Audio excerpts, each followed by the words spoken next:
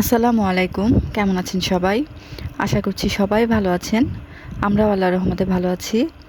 তো আজকে আমি এখানে দেশি পুঁটি মাছ নিয়েছি ভাজবো বলে। আর আমার মনে হয় এই দেশি পুঁটি মাছ ভাজা এমন কেউ নেই যে পছন্দ করে না খেতে। বিশেষ করে গরম গরম ভাতের সাথে তো এটা খুবই মজা হয়। আর আমার বাসার সবাই খুব পছন্দ করে, মজা করে খায়। যার কারণে আমি এটা মাঝে মাঝেই করি। হ্যাঁ, এখন আমি এখানে হলুদ, মরিচ, ধনিয়া, জিরা গুঁড়া আর পরিমাণ মতো লবণ দিয়ে মাছটাকে খুব ভালোভাবে মাখিয়ে নিব, যাতে মাছের মশলাটা খুব ভালোভাবে মাছের গায়ে লেগে যায়।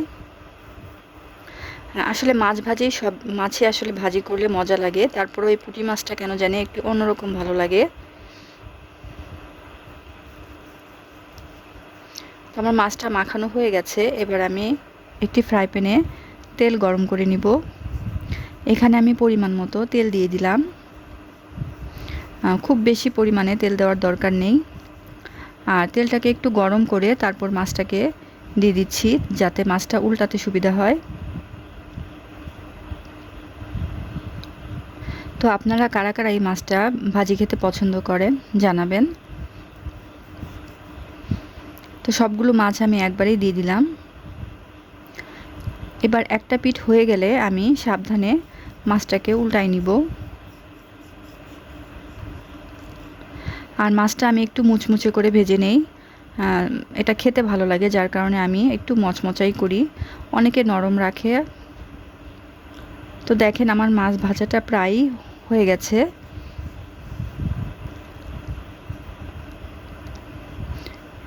এই পর্যায়ে আমি মাছ ভাজিগুলোকে তুলে নিব।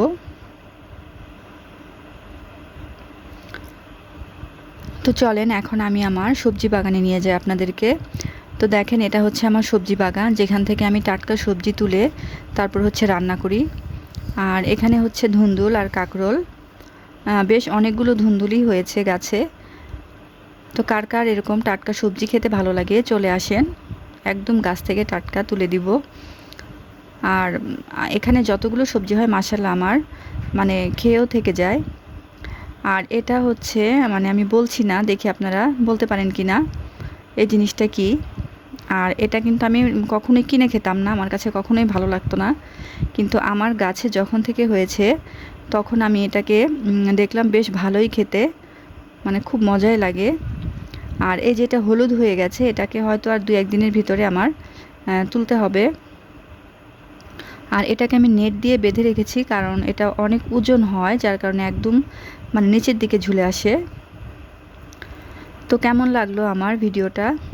আশা করি ভালো লেগেছে। ভালো লাগলে অবশ্যই লাইক দিয়ে পাশে থাকবেন। তো আজ এ পর্যন্তই। ভালো থাকবেন সবাই। আল্লাহ হাফেজ।